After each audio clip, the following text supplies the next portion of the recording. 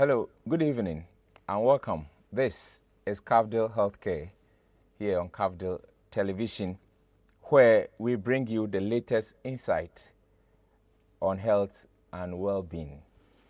Today, we are diving into a topic that's crucial for the future of our children, and that is children's eye health. This and many more is what we're going to talk about today. My name is Kojo Arthur. My guest today is seated, and I will introduce him right after this break. Stay tuned.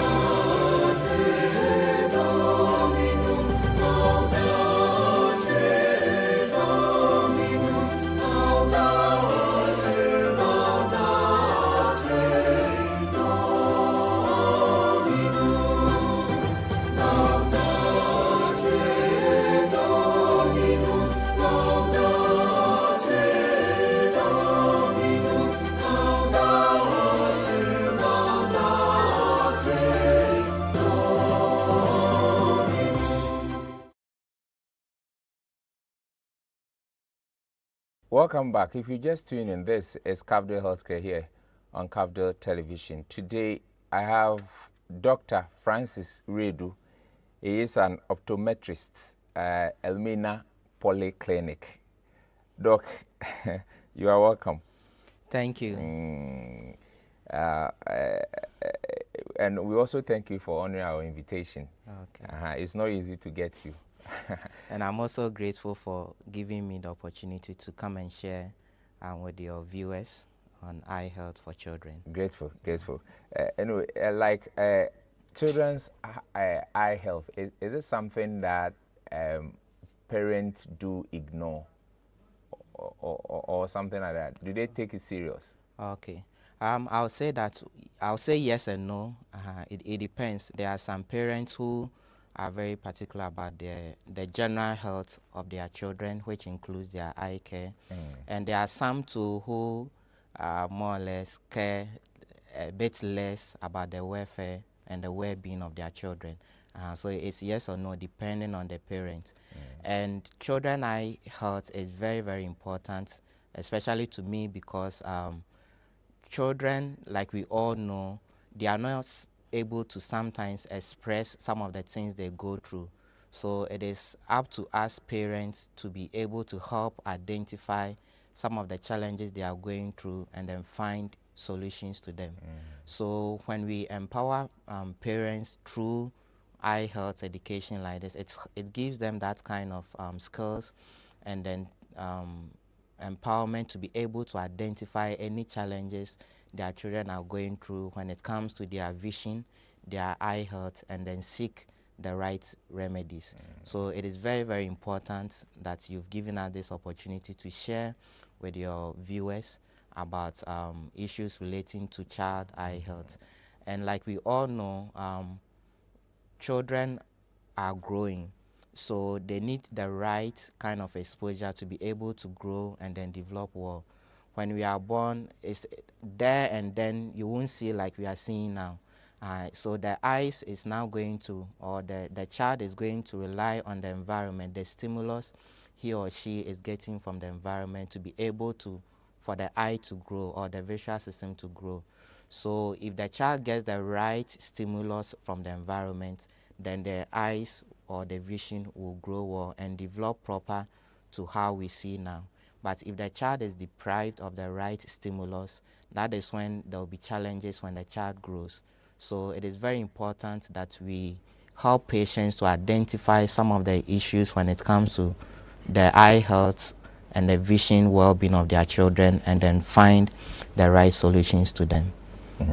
That's good to hear the importance of this discussion. So what are some of the common eye problems in children, and how can parents identify those problems very early? Okay, thank you very much. I think we have several of them. I'll go through just a few due to time. So the first one is strabismus. Strabismus means it's what we mostly call meshemi baby or atropia. So with strabismus, naturally when you are looking straight ahead, we expect the two eyes to also look straight ahead. If you are looking left, we expect the two eyes to look left. If you are looking right, we expect the same. When strabismus comes in, one eye, assuming you are looking straight ahead, one eye will be looking straight and the other eye will turn out or in. So it is not just out like me baby. We mostly think it is out. It can be in. So this eye is looking straight, but this eye is looking in or out. As soon as you see that with your child, you need to rush to the eye clinic for us to find a solution to it. The reason is that if you don't do that, by the time the child gets to age 7 and 8, it becomes permanent and the brain will shut down the deviated eye. So later on, even if we do surgery, it will not pick because that eye, because it is turned outside or inward, it won't get the right information for it to develop. So the brain will shut it down. And that is what leads to what we call the lazy eye or amblyopia. Amblyopia means that the brain has more or less suppressed one eye as compared to the other eye. So once you see that your child, when he's looking straight, he or she is looking straight, one eye is looking somewhere or in, you need to prompt the eye care professional for us to find a solution to it. And that can be through surgery. Sometimes we'll do surgery to align the eyes to look straight ahead. Sometimes too, we can give glasses, and with the glasses we'll put some medicine in it to train the eye. Some of the glasses can force the eye to move to look at the right direction. So if it is out, the glasses can help the eye to move in over time, not instant. So that we call it vision training or optics. So we use the glasses to train the eye to align well. And then sometimes too, medications can also help depending on the cause of that kind of deviation. And then the second thing too is what we call refractive errors. Refractive error is the situation where the child is not able to see well, either from afar or from near.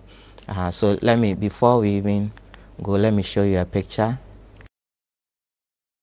So to explain the strabismus further, when you look at this picture, you can see that for this eye, the black is moving, it has moved a little bit inside as compared to this.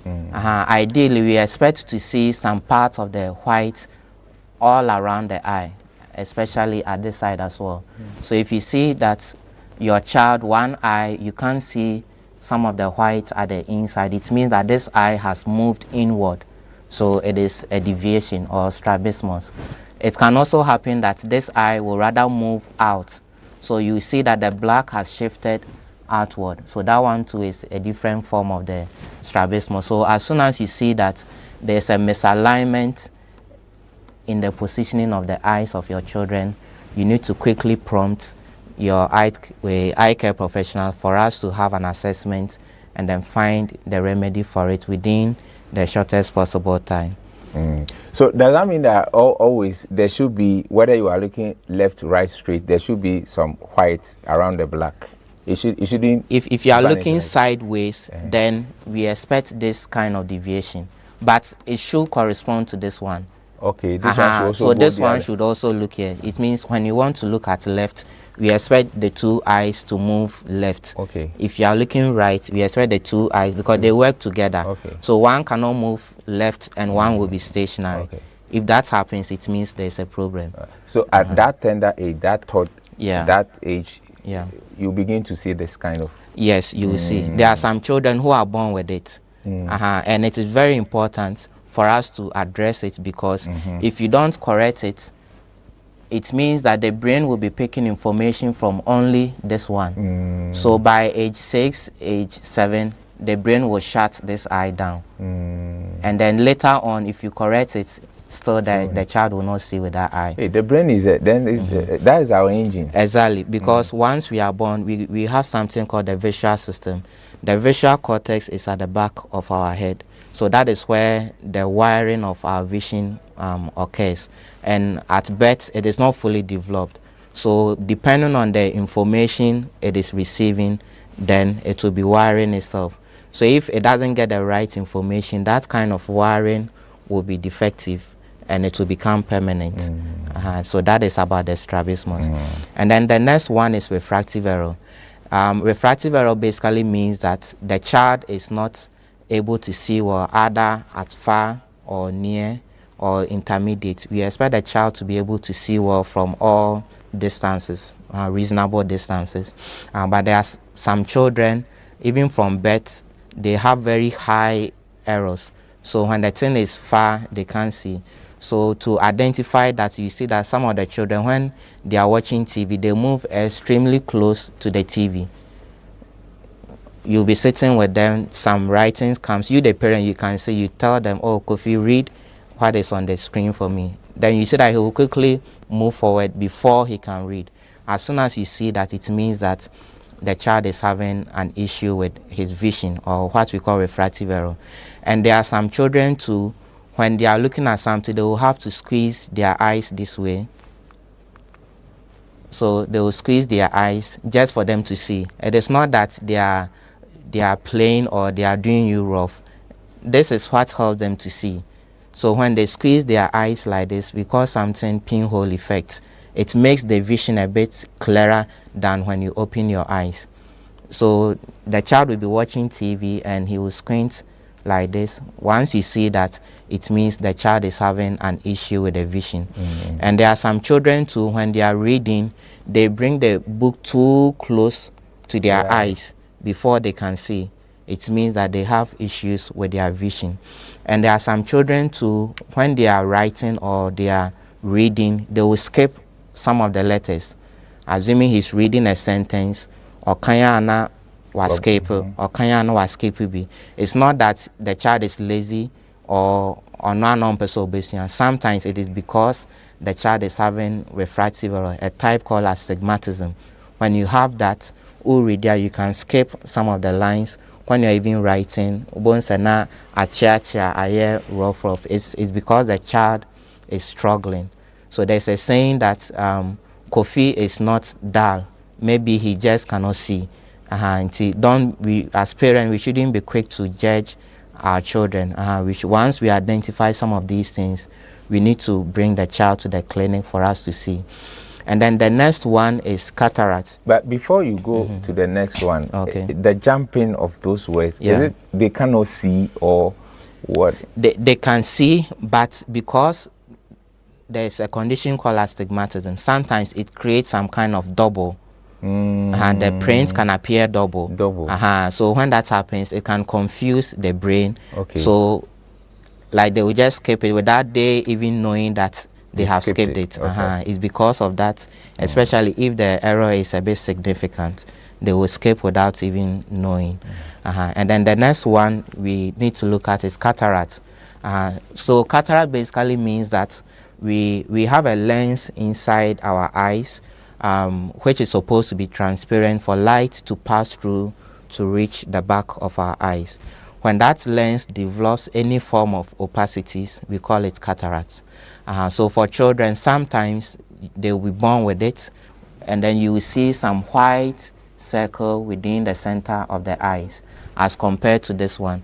Ideally, it's supposed to be a black circle, that is the pupil. So once you see a white thing like this, it means there's cataract. When this happens, what it means is that light will not be able to enter this eye.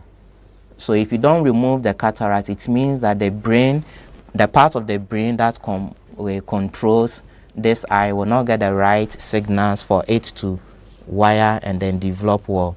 So when it stays there for up to age 7, age 8, then it becomes permanent. Even later on, when you go and remove it, the child will not see with that eye. So when a child is born and we see that there is cataract, immediately we'll have to do surgery. So sometimes within the first 6 months, we'll have to go and remove the cataract from the eye in order for light to enter the eye, because the brain needs the light to be able to develop and then wire itself well. So once there's any challenges with it, there will be issues. And then one other condition that usually affects children is what we call allergic conjunctivitis. Allergic conjunctivitis basically means that foreign particles get exposed to the eyes, and the eyes will respond or react to them by causing some kind of itching and irritations. So foreign particles like dust, powdery things, soap, lather, and then even the pomade that we use and all that. Once some of these things gets exposed to the eyes, the child will keep rubbing the eyes. And it's very common, especially in our part of the world where everywhere is dusty. You go to school, the environment is, the place is not tiled and all that. You come home, the same thing. So the exposure to the dust is quite a lot. So on the average, if you attend to 10 children in the clinic, about 8 of them will be allergic conjunctivitis. So it is one thing that parents need to look out for. Once you see your child rubbing the eyes too much, you need to bring the child to the clinic. There are some medications that we'll give you, and then we'll also counsel you on some of the do's and the don'ts that can be done to help address this condition. The itching itself doesn't affect the vision, but the rubbing is what affects the vision. If you keep rubbing the eyes, what will happen is that the color will start changing from white to brown to red. Then okay, this one is about the outer one. Yes. It's not the black one. Not the black one. So the white here.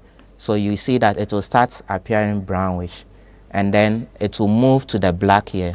So you start seeing some white ring forming around the eye or the cornea. Then it will move towards the center, and it can even blind the child. So rubbing of the eye can cause blindness. There's a child who I've seen who have been rubbing the eye for so long such that that child now needs cornea transplant before where he can see well. So allergic conjunctivitis is also one of the main conditions. And one other condition I'll mention is color blindness or color vision defects, especially for children who are now starting school. We need to be aware of their color vision status, as in whether they can perceive all colors very well or whether there are some defects. There are some children who have, let's say, red and green defects, so they can't differentiate between certain colors. So if you are not aware and the child is in school, maybe they are doing some work with colors. Instead of where he's supposed to paint red, he will paint brown. And then you'll be saying that the child was born, he's not focusing, or sometimes it's not the child, it's because they can't differentiate between colors. So once you get some of these complaints that your child, when it comes to drawing, he mixes up the colors and all that, you need to come to the clinic for us to be able to identify the type of defect. Then we can write a letter to the school so that the teachers will know the state of the child, so that when they are giving color activities, they will know what to do in order not to demean the child, or he will do the work and then he will be getting them wrong, which is not of his own making or something. So basically these are some of the basic childhood eye conditions that we get at the clinic. Of which they are born with it. Some they are born with it, others too they develop it as they grow, especially with the refractive errors, the blurriness, especially for the sight. Children who stays longer hours on the screen can develop short-sightedness or myopia because they are used to near task.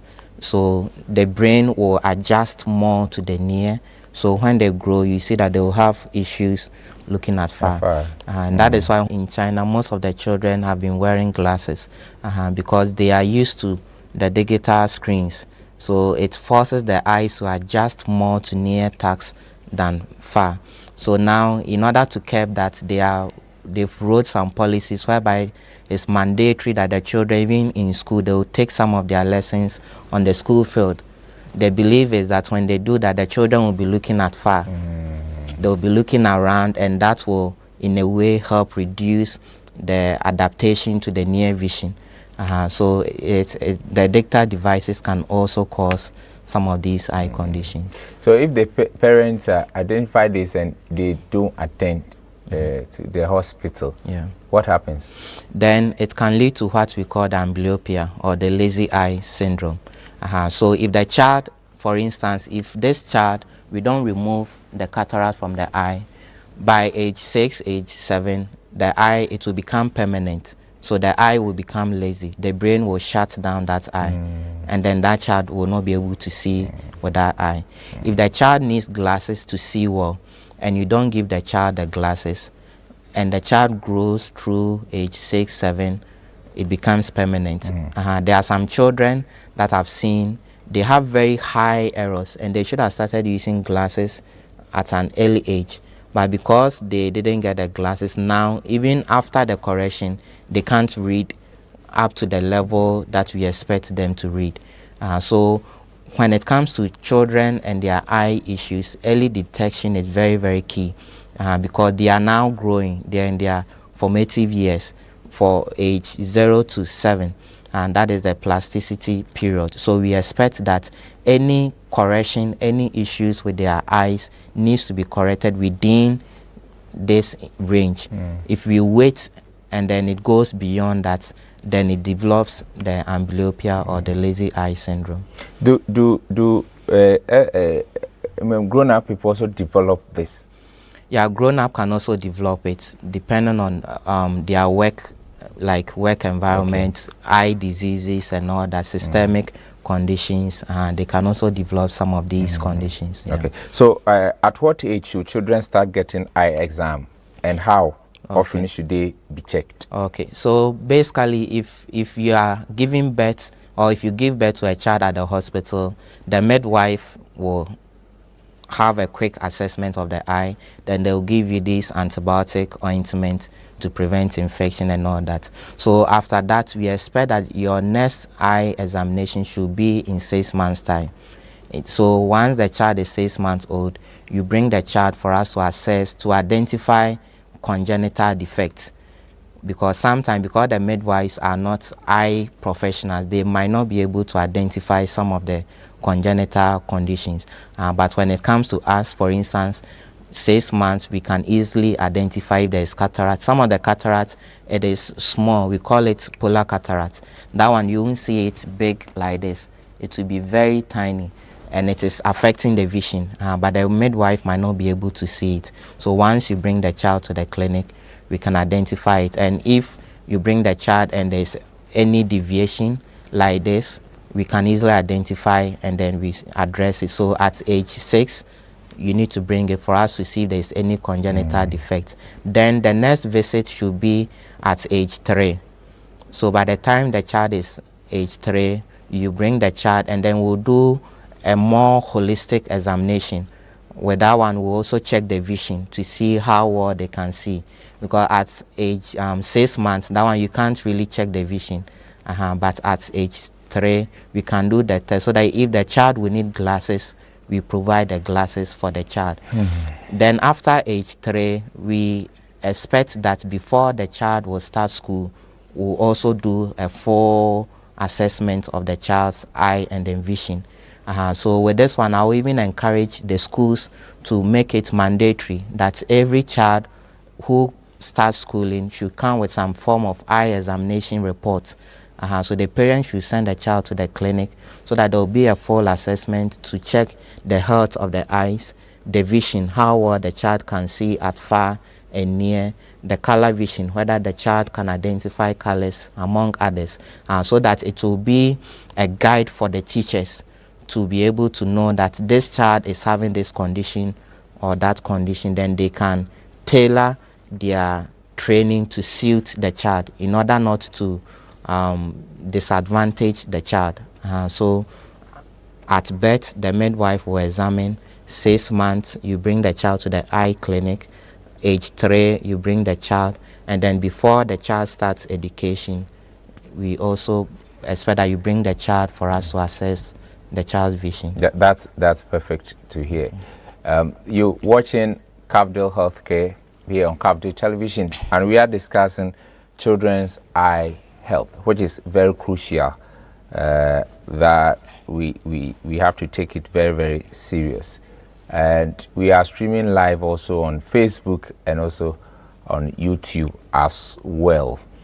Are there any signs or symptoms that suggests a child, might need glasses or an eye specialist? Okay, so I think that is what I mentioned initially. So if you see that your child squeezes the eyes when he's looking at something, it is an indication that the child needs to come to the clinic. If you see that your child always move forward to watch something on the TV, it's an indication. Or if the child is in school and always he needs to come forward before he can write the note or something, you need to bring the child to the clinic. Or if you see that your child, the teachers complain that he's not able to read well, or he skips letters when he's reading, or when he's writing, he's not able to write well. You know that the teacher knows that this child is not dull, but you can see that the child is struggling. You need to bring the child for us to have an assessment. And there are even some children, you see that they are very active during break time, but as soon as they come to the classroom to start lessons, then they become dull. Most of those children have issues with their vision, especially the near one. Not that there was No, not at all. Most of them, they have issues with their vision. So it's advisable that the teachers will prompt the parent, and then so that the parent can bring the child for us to have an assessment of them. So tell us what screen time is and how does that screen time affect children's eye health, and what guidelines should parents also follow? Okay, so now there's technology. We are all having tablets, we are all having phones. Now there are videos on YouTube, is it Coco Melon and so many cartoons and all that. And parents now find comfort in giving their children their phones and tablets so that they can also find peace. My little girl, when she's worrying me, sometimes I'll just give my phone and so that I also have my peace of mind. But too much of everything they say is bad. The reason is that, number one, these electronic devices emit blue radiations, or the blue light. And the blue light study shows that it causes the eyes to age faster, and then it can also cause conditions like cataracts, macular degenerations to like come in early than it's supposed to. So if you expose the child to too much light, it means you are causing the eyes to more or less age a bit faster than it should. And then aside that too, it can also lead to digital eye strain, because the screens, you can see that there are reflections. The screen is not like the hard copy paper. If you are reading on the screen, you see that with the printed one, it is more comfortable, but the screen gives some reflections and all that, and that can also cause eye strain. And then when you are looking on the screen, your blink rate reduces, so the surface of the eyes will also become dry. Then you can get these red eyes and all that. So even though technology is good, it also have a side effect. And also when the children use the screen for so long continuously, like I mentioned, they can develop short-sightedness because their visual system will adjust more to near activities than distance. So it is not too advisable. So what the American Academy of Pediatricians, they propose is that before we shouldn't introduce our children to the screens before 18 months, which is like 1.5 years. Into Aquarium do 1.5 years, so we shouldn't even expose them to the screens. But most of us, at even 3 months, we start playing and introducing these screens. It is not the best. If it is possible that you can take away those ones, it is good. One reason for that is that the child is now developing, so the child needs the environment, needs to get the right stimulus from the environment. Or the screen manner, you see that the child will sit down for long. It can even affect the time also, the Nancy time also, or and all that. So aside the eye, the general well-being, the mental, and then the psychological growth, reduce it. So we advise that before that, we shouldn't expose them to it. And now after that age, so the Bama it should be 1 hour a day. 1 hour? 1 hour a day. That is the accepted or the recommended screen time. Into 1 hour within the whole day, no, to me the amount of 1 hour, then you take it off so that the child will play within the environment and then get that grow properly and then get the various senses well developed. Because if you do it more, the more the child uses the screens, the more likely that they might develop some of these conditions. And as parents, our advice that we try and then reduce the screen time. You can even do it as a reward system. If you finish your homework, you get 30 minutes to play games. After 30 minutes, you take the tablet back. But don't give it to the child to go and sleep in his room. Or the man or stay on the screen. We've been saying this, that they will even hang it. Exactly. And when the mother or the parents said it will go up. As soon as they close the door, it will come. Exactly. People are very smart. And the blue light, it affects our sleeping pattern as well. Okay. The circadian rhythm. So if you stay on the screen, especially in the evening for long hours, it affects your sleeping pattern. To one say, to me in that year. And even now crampo. Now we need grown up, so exactly for all of us. Now we need to crampo show. By the time sometimes blue light, I it's go not to bed too at 11, forgetting that I'm watching something on the screen. It's not advisable. That is why if you observe most phones, it are more with screen protection mode. Eye protection. Or the toe hopper, you see that the blue aspect of the screen will go off. Then it becomes like gray yellow, maybe, even though it's not pleasant. It's because when you take the blue light off, now it is more friendly to the eyes. But once the blue aspect is in, then my son that the blue aspect, so I still on this. So it is much healthier that way. Just that one to deprive them of the colors. Anyway, so the best thing is just reduce it. You can't do without it, so just manage it in a way that it wouldn't be too long for the child to get it. If those born, within 9 months, tend to develop this, what happens to the premature babies? So for the premature babies, they are even more at risk of developing some of these conditions. The cataract, there's something we call retinopathy of prematurity. With that one, because the child didn't exceed the 9 months, the blood vessels in the eye, it doesn't develop fully well. So the exposure to oxygen and all that will cause it to grow abnormally, and that can cause blood to even leak within the eyes, and then so many other conditions. And the eyes can even develop this strabismus and all that. So if you give birth to a child prematurely, for you there is even like extremely important that you make sure that you visit the clinic at the right time for us to have assessment on the eye. When they are pregnant, they tend to eat so many things. So I want to know, this poor nutrition or certain foods impact eye health in children, and are there specific nutrients that support eye development as well? Okay, so I think this question is in two parts: the pregnancy time and then the child, him or herself. So at pregnancy, we want the parents to take extremely good care of their health. They should stay away from smoking, from taking in alcohol, because these two things usually causes a lot of congenital defects. Any form of alcohol? Yeah, you should stay away from alcohol, smoking. So if you stay at a beer bar where people come and smoke, it's advisable that you live there whilst you are pregnant, because if you stay there, you are more or less a secondary smoker.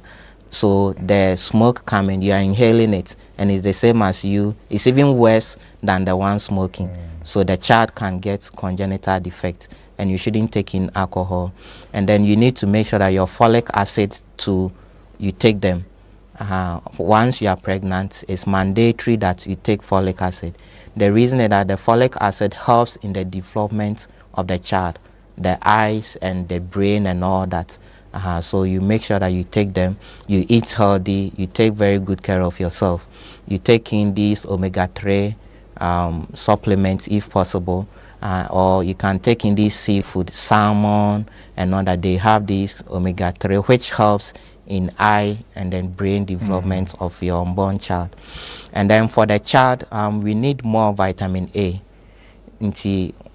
We advise that as parents, we should introduce carrots in it because it contains vitamin A.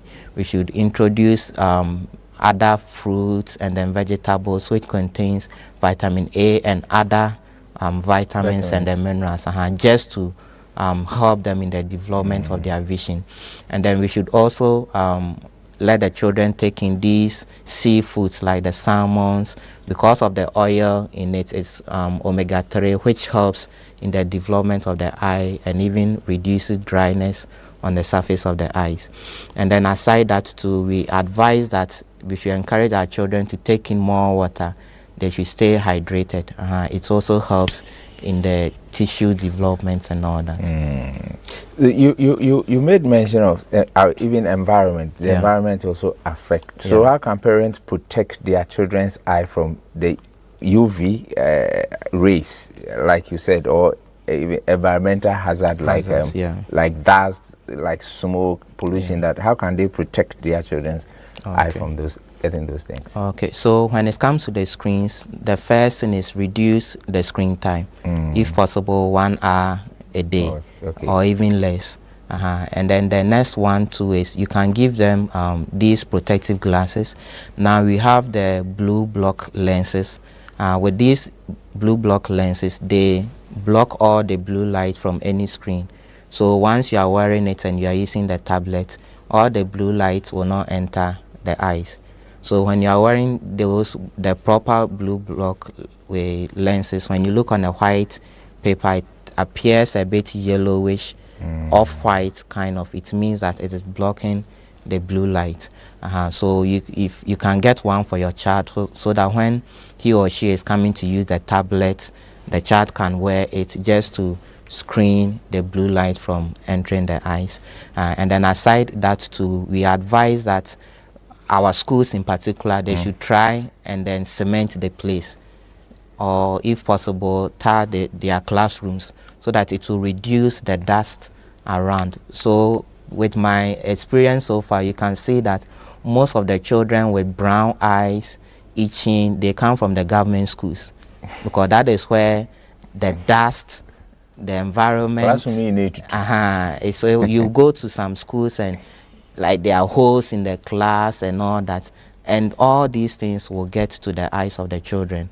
So we advise stakeholders to make sure that every classroom is cemented or tarred if possible. The environment where there's dust, they can plant grasses around or cement, just to reduce the exposure to the dust, because that is what we don't want to get to the eyes. And we should also encourage our children to observe personal hygiene. Osa akora the time biano or ye neat or runensa unha akora bi school uniform. I say like okofu like Tuesday, but akora no uniform no say aye fin. There are some children who have school uniform one or besha Monday to Friday and yen wash it, and all these things, you know, ebe habo allergens and I say irritations, you know, then it will get to the eyes, infections and all that. And then so these are some of the things that you bet me here with the health of our children, the eye health of our children. All right.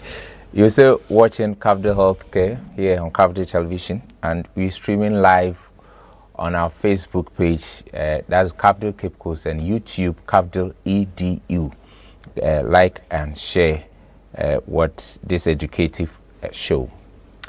And let's see, do genetic play role in children's eye health?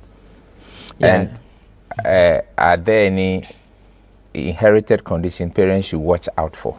Yeah, genetics play a key role in our development because we inherit our genes from our parents. So there are some conditions like blurry vision. Usually if your parent uses glasses, there's a high probability. There's not all glasses per se. Some of the glasses is due to aging. That is why we are giving you the glasses. But there are some is because maybe you are not seeing well, you are short-sighted, you are far-sighted, astigmatism.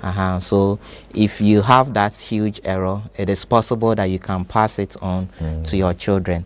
And some of these cataracts as well, if you had it at an early age, you can also pass it on to your children. Conditions like glaucoma, high eye pressures too, you can also pass it on to your children. So some of these conditions can be hereditary, and others too, we acquire them as we grow due to the environment and other exposures. So what are the treatment options? Okay, so we have several treatment options depending on what we are dealing with. For instance, when we look at this picture, you can see that this nice gentleman over here is having one of the eyes covered. So in this case, what we mostly do is, or what we do, or what causes us to do this is, when one eye is seeing much better than the other, what we do is we cover the better seeing eye to force the other eye to pick up, or to force the brain to shift some of the attention to this one. So if assuming this eye is turning outward, we can cover the better seeing eye so that it will force this one to come in to also come and look. So when we do that for an extended period of time, then it will stay. So we call it the occlusion therapy or the patching therapy. So aside this one too, we also have surgery depending on the condition we are dealing with. If the child is having cataract, we'll have to do surgery to remove the cataract from the eye so that the child will see. If the child is having me baby like this, we can also do surgery. So with the surgery, we will pull the muscles that holds the eyeball into when and muscle na hold this side the hand your battery say kakra so that it will pull the eye along so that it will look straight. And now also say you bet me my glasses, then the glasses no you be maltreatment every day, you be cover way 4 hours every day, so that within that 4 hours no it will force this eye to take the information, because one and the two are open, but always this one will be getting the information. Is it them? In your way? Yeah. Even though it's shifting inwards? Yeah. Or still doing there? It depends on the type of inward. There will be a fixed and then always a share inside. And I say a craning do above 7. It is possible that this one so able to me one there. But above 7 then the brain will shut it down, or 7, 8 more. So it is possible that at the early age, say you cover way now way or to me one there, even though it might not be as sharp as this one. But once we initiate the treatment, it will force this one to pick up and even come and become like this one. But if you don't do that, that is when it becomes permanent. And then also glasses, you bet me normal glasses without any covering of the eye, and it can also do that. And there are some patients who the two eyes are pointing inward. So with them, we introduce some glasses. The glasses will force the eyes to open up. So we have different types of glasses, not what we normally know. We have some for treatment, some for training the eyes and all that. So depending on the condition we are dealing with, a surgery, we can give glasses, we can do the patching. Sometimes we can even install eye drop to blur the better seeing eye. So just to force this one to also pick up in a way. So depending on the conditions, there's treatment for it, especially at the early age. So once you see that your child is having issues with the vision, you bring the child. And first, so many misconceptions. The child shouldn't wear glasses and all that. It is not the case. So once the child needs the glasses, if you don't give it to the child, you are rather doing a disservice to the child. but giving the child the glasses will help the eyes and the visual system, the brain and everything to grow or to develop properly for the future of the child. Well, our time is drawing closer and closer, but do you have any tips for parents to encourage good eye care habits in children, especially when it comes to maintaining healthy vision habits at home? Okay. So with that, I'll advise parents that they should make sure that their children, they don't play with sharp pointed objects. Not just parents, but even teachers as well. Because there are cases where children playing with pointed objects, it will poke to the eye of the child and then you damage the eye. Just last week I had one child, they were playing in school and one used their feet to hit the eye. And now that eye is blurred, like the child cannot even see. And the prognosis or the outcome is not too favorable because of the severity of that. So we should advise our children not to like play anyhow. They should be measured in their engagement, in pipagro and all that. They should reduce it, and then we should keep our eyes on them. Teachers should make sure the children, they don't sharpen their pencils too sharp. I remember when we were in school, we'll get sharpener, then you screw it out, then it becomes pointed that when you press it, it can even pierce your skin. It's not the best because children can easily throw things and it can hurt someone's child. So, and then parents should reduce the screen time, like we said, and ensure that 3 months they send their child for an examination to identify congenital defects, and then also at age 3, and then before the child starts schooling, they send the child to the clinic for a full holistic eye examination. So after what, how many years should it take then you come for the eye screening again? So 3 months, and then 3 months, and then 6 months. 6 months. And then 3 years. And then before the child starts school. And I'm asking after the child has started. Okay, so that one you can even do it, let's say every year. You can just have an annual screening for the child, so that if there is anything, we can identify it early and then address it. And then teachers should also keep an eye on the vision of their child. If they see that a child is struggling with their vision or keeps repeating the same mistakes and all that, they should encourage the parents to send the child to the clinic for an eye examination. This thing, I think GES must pick it up, especially those, even though when the secondary school, when they are admitted them, they go through health screening and stuff, but eye particularly is not part. So I think GES must also adapt this, starting from the kindergarten upwards.